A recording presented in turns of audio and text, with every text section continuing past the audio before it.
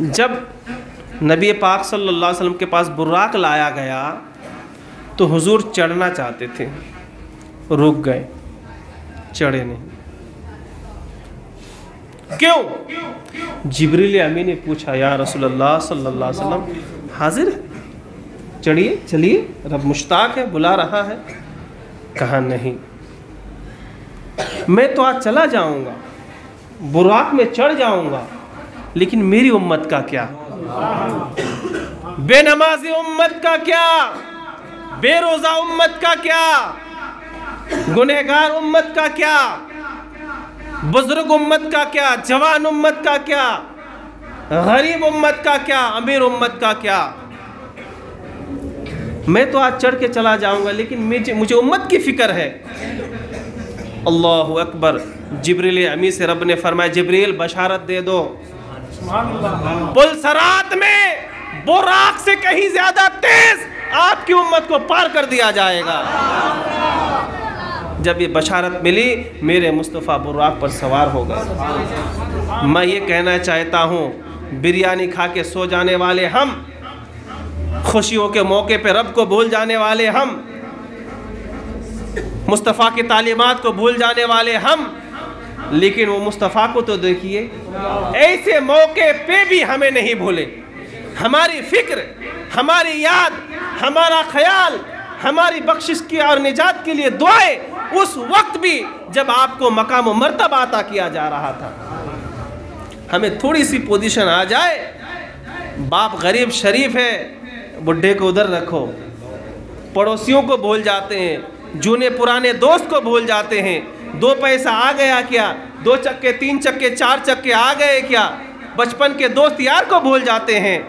लेकिन वो मुस्तफ़ा जिनको लामकाम बुलाया जा रहा था, वो अजीम मकाम जिसके बाद कोई मकाम ही नहीं है, वो मर्तबा जिसके बाद कोई मर्तबा ही नहीं है, वो इज्जत जिसके बाद कोई इज्जत ही नहीं है, वहाँ पे मुस्तफ़ा को बुलाया जा रहा है। उसके बावजूद हम जैसे गरीबों को मेरे मुस्तफ़ा नहीं भूले। मुहिब्बिल फुक़रा वल मसाकीन वल गुरबा, वो फ़कीरों से मोहब्बत करने वाले, वो मिस्किनों से मोहब्बत करने वाले, वो बेसहारों से मोहब्बत करने वाले, ऐसे वक्त में भी नहीं बोले। बचपन में हम देखते थे, जो हमारे घर आते थे, हमारे अब्बा के दोस्त थे। आज हमारे पास 2 पैसे आ गए तो अब्बा के दोस्त को भूल जाते हैं। लेकिन मेरे मुस्तफ़ा की तालीम देखिए, हमारी फ़िक्र देखिए, ऐसे वक्त में भी नहीं भूले। और उस मुस्तफ़ा को हम भूल बैठे। शादी का मौका है, वलीमे का मौका है, मंगनी का मौका है, ईद का मौका है, और कोई भी ख़ास प्रोग्राम का मौका है, या कोई गम का भी मौका है, तो हम मुस्तफ़ा जाने रहमत की तालीमात को भूल जाते हैं। नबी पाक सल्लल्लाहु अलैहि वसल्लम हमें कभी नहीं भूले। और जब मस्जिद अक्सा पहुँचे तो तमाम अम्बिया वहाँ सफ़ बांधे खड़े हैं कि इमाम साहब अब आएंगे, इमाम साहब अब आएंगे, इमाम साहब अब आएंगे। और जैसे ही पहुँचे सीधा मुसल्ले पे चले गए।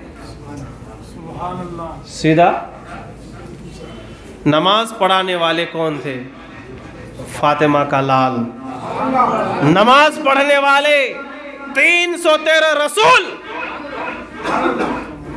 1,23,999 अम्बिया, और इन तमाम अम्बिया और रसूलों के इमाम हजरत आमिना का लाल, अब्दुल्ला का दुलारा, नबी हाशिम जनाबी मोहम्मद रसूलुल्लाह सल्लल्लाहु अलैहि वसल्लम।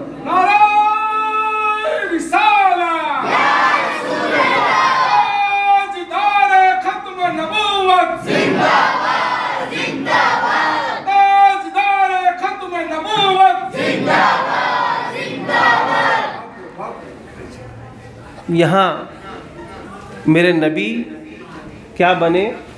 इमाम। हज़रत आदम को बड़ा नाज था, मैं अबुल बशर हूँ, ज़ुर्रियते आदम का मैं बाप हूँ। मूसा हो या ईसा, हारून हो या ज़करिया, सीस हो या नूह, यहाँ तक के नबी हाशिम सल्लल्लाहु अलैहि वसल्लम क्यों ना हो, वो मेरी औलाद है। और उम्र 1000 साल, उम्र में भी बहुत बड़े, मकाम मर्तबे भी बड़े, औलाद भी बहुत ज़्यादा, धन संपत्ति भी ज़्यादा, पूरे रूए ज़मीन के मालिक हज़रत आदम अलैहिस्सलाम। बड़ा नाज था, घमंड नहीं था, रश्क था। हज़रत नूह अलैहिस्सलाम को रश्क था, नाज था। मैंने 950 साल अल्लाह का काम किया है, 950 साल ला इलाहा इल्लल्लाह का प्रचार और प्रसार किया है, 950 साल लोगों को हक की दावत दी है, 950 साल मैंने लोगों को जो है शरीयत और मार्फत की तालीम दी है। बड़ा नाज था। हजरत यहया व ज़करिया को बड़ा नाज था कि अल्लाह ने हमारी हिफाजत फरमाई और हमें शहादत की मौत दिया। हर नबी का एक मकाम व मर्तबा था। 313 रसूल, दाऊद अलैहिस्सलाम, जिनको अल्लाह ने ऐसी आवाज़ दी थी जब वो तौरेत बयाबानों में पढ़ते थे, समंदरों के किनारों में पढ़ते थे तो हवाएं रुक जाती थी, चरिंदे परिंदे रुक जाते थे, पत्तों झाड़ पेड़ पौधों के पत्ते हलना बंद हो जाते कर देते थे और हज़रत दाऊद अलैहिस्सलाम की आवाज़ को सुनते थे। इतनी प्यारी आवाज़ अल्लाह ने अता फरमाया। हज़रत सुलेमान अलैहिस्सलाम को अल्लाह ने पूरे रूए ज़मीन की सल्तनत अता फरमाया था। बड़ा मकाम। चींटियों की आवाज़ सुनने की ताकत, चींटियों से बात करने की ताकत, चरिंदों परिंद हैवानात और नबातात से बात करने की ताकत अल्लाह ने सुलेमान अलैहिस्सलाम को अता फरमाया था। सबका मकाम व मर्तबा। अल्लाह ने एक दिन फैसला फरमाया, आज सबको औकात बता दी जाए, कौन बड़े हैं, दाऊद बड़े हैं या यहया बड़े हैं, नूह बड़े हैं या आदम बड़े हैं। अल्लाह ने फैसला फरमाया, तमाम अंबिया को जमा करो, रसूलों को जमा करो, मस्जिद अक्सा में सफ़ों को सफ़ों में खड़े कर दो। हर कोई सोचे शायद इमाम मैं बनूं, शायद इमाम मैं बनूं, लेकिन अल्लाह ने फैसला फरमा दिया था तुम मकाम मर्तबे में जो भी हो, आज का इमाम तो मेरे मुस्तफ़ा होगा, आज का इमाम तो फ़ख्र बनी आदम होगा। ऐ नबियों रसूलों, देखते रहो मेरी कुदरत का करिश्मा, देखते रहो मैं क्या फैसला किया हूँ। देख रहे हैं कि कोई और नहीं, आमिना का लाडला, अब्दुल्ला का दुलारा, गुंबदे खजरा में आराम फरमाने वाले आका सल्लल्लाहु अलैहि वसल्लम बगैर बोले सीधा मुसल्ले पे चले गए।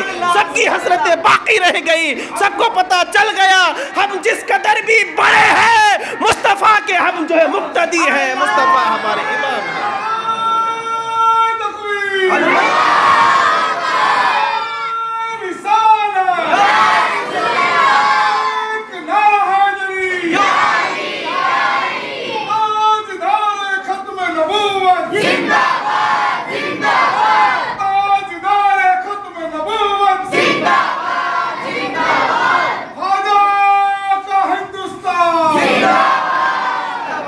तो अल्लाह ताला ने अंबिया व रसूल को पहले मकाम व मर्तबा बताया कि तुम अपने अपने मकामात पे सही हो, लेकिन जो भी मकाम मिला है वो तुम्हारे इमाम मुस्तफ़ा की वजह से मिला है। इसलिए हमारे नबी इमामुर रसूल वल अंबिया है। जिब्रील को भी बड़ा नाज था, मैं आदम को बनाया, आदम मेरे सामने बना है। आदम की मट्टी लाने में, उसको मट्टी बनाने में, गीला करने में मेरा सपोर्ट था। मैं तमाम अंबिया रसूल के पास गया हूँ, आया हूँ। जन्नत में जाने के लिए, जन्नत में एडमिशन के लिए परमिशन की ज़रूरत नहीं, परमिशन के लिए एडमिशन की ज़रूरत, जब जाओ आओ जाओ जहाँ चाहो। ये हज़रत जिब्रील का मकाम है और उनका खिताब अमीन है। अल्लाह की वो अमीन है, तौरेत की अमीन है, ज़बूर की अमीन है, इंजीर की वो अमीन है और वो कुरान की अमीन है, ताहा व यासीन की अमीन है, काफ़ा या आइन स्वाद की वो अमीन है, अलिफ लाम मीम अलिफ लाम रा की वो अमीन है। जब हज़रत जिब्रील मुस्तफ़ा की बारगाह में आए तो कहा, या अल्लाह तेरा हबीब तो सो रहे हैं। कहा जगाओ, कहा कैसे जगाओ? तो रब ने फरमाया अपने नूरानी लबों को मेरे मुस्तफ़ा के तलवों में लगाओ। और जिब्रील को बताया तू जिस कदर भी बड़ा है, मुस्तफ़ा के कदमों में तेरा मकाम है। अदीदान गिरामी, ये मेरे मुस्तफ़ा का कमाल है, ये मेरे मुस्तफ़ा का मकाम है। और फिर अब इतनी सारी बातें नहीं बता सकता, वक्त कम है, आगे चलते हैं। जब नमाज से फारिग हो गए और फिर जो है, अच्छा एक बात और सुन लीजिए, जब मेरे मुस्तफ़ा मस्जिद अक्सा गए तो तमाम रसूल थे, अंबिया थे, वो लोग तो दुनिया से जा चुके थे ना, मर चुके थे ना, मर चुके थे ना। फिर वहाँ कैसे आए?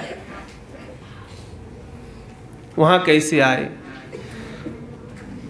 हमें एक पैगाम दिया, अकीदा दिया, वो खुदा उस बात पर कादिर है। एक अकीदा हमारा ईमान है, आमनतु बिल्लाहि व मलाइकतिहि व कुतुबिहि व रसूलिहि वल यौमिल आखिर, और बेसद बादल मौत, मौत के बाद दोबारा ज़िंदा करना। मौत सबको आनी है, सबको कब्र में जाना है, शरीर को मट्टी ने खाना है, सबका ये फैसला है, सबका ये कहना है। बहुत सारे लोग कहते हैं कैसे होगा, अब वो कब मरा, किधर मरा, हड्डी गोश्त सड़ गल के कुछ तो बाकी बचा ही नहीं, तो क़यामत के दिन सबको कैसे जमा करेगा? बाबा आदम से लेकर आखिरी इंसान तक सबको मैदान महशर में कैसे जमा करेगा?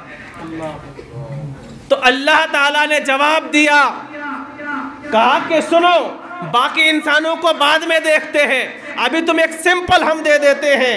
हजरत आदम के इंतकाल को 1000 साल हो गए, नूह व ईसा व हारून को मरे 1000 साल हो गए। सुन, हम अपने हबीब की इक्तिदा में नमाज पढ़ने के लिए हजरत आदम से लेकर मूसा व ईसा तक तमाम अंबिया और रसूल को जमा कर दिए हैं। जब हम इस बात पर कादिर हैं तो ज़ुर्रियत आदम को मैदान महशर में जमा करने पर हम कादिर हैं। एक सिंपल था, जब हम ये कर सकते हैं तो तमाम ज़ुर्रियत आदम, औलाद आदम को भी हम दोबारा पैदा कर सकते हैं। अदीदान गिरामी, फिर नबी पाक सल्लल्लाहु अलैहि वसल्लम नूरानी सीढ़ियों के ज़रिए जब मस्जिद अक्सा से लामका तक पहुंचा, बहुत लंबा सफ़र था वो। पहले आसमान में गए, दरवाज़ा खटखटाया, कौन है, कहा फला है। फिर वहाँ अंदर जाने के बाद हज़रत आदम से मुलाकात हुई। पहले दूसरे तीसरे करते करते एक ऐसा मकाम आया जिसका नाम सिदरतुल मुंतहा। क्या नाम है? दुरूद ताज में ये लफ्ज़ है। अब ये सिदरतुल मुंतहा क्या है वो सुनिए। एक ऐसा एक झाड़ का नाम है, एक पेड़ का नाम है, जिसके फल बड़े बड़े मटकों की तरह है। पहले मस्जिद में एक मटका था, अभी तो नहीं है, बहुत सारी मस्जिदों में है। देखे ना वो काला वाला मटका, क्या बोलते हैं उसको? कुछ और बोलते हैं क्या? रंजन, हाँ वही मटका तो ऐसा भी होता है, लेकिन वो बड़े बड़े मटकों की तरह उसके फल है और हाथी के कान से भी बड़ा बड़ा उसका पत्ता है। उस झाड़ का नाम सिदरतुल मुंतहा है। यहाँ पहुँचे तो हुजूर आगे बढ़ने लगे। हजरत जिब्रील ने फरमाया, या रसूलल्लाह रुकिए रुकिए, यहाँ से हमको विदाई लेनी है, अलविदा कहना है, हम आगे नहीं जा सकते। कहा क्यों? कहा नहीं, हम नहीं जा सकते हैं। अगर मैं इस दायरे के एक बाल भी आगे गया तो मैं नूरानी मखलूक होकर जल के राख हो जाऊंगा। यानी जिब्रील को यहाँ से लेकर ऊपर तक का मकाम बता दिया कि जहाँ तुम्हारी शुरुआत है वो मकाम है और ये इंतहा तुम्हारा मकाम है। इसके बाद तो मुस्तफ़ा का मकाम शुरू होता है। फिर रफ के ज़रिए मेरे मुस्तफ़ा सल्लल्लाहु अलैहि वसल्लम, यहाँ से बुर्राक का सिलसिला ख़त्म हो गया। अब रफ के ज़रिए मेरे मुस्तफ़ा सल्लल्लाहु अलैहि वसल्लम लामका में पहुँचे। तो हज़रत जिब्रील अलैहिस्सलाम का मकाम बहुत बड़ा है, उसमें दो राय नहीं।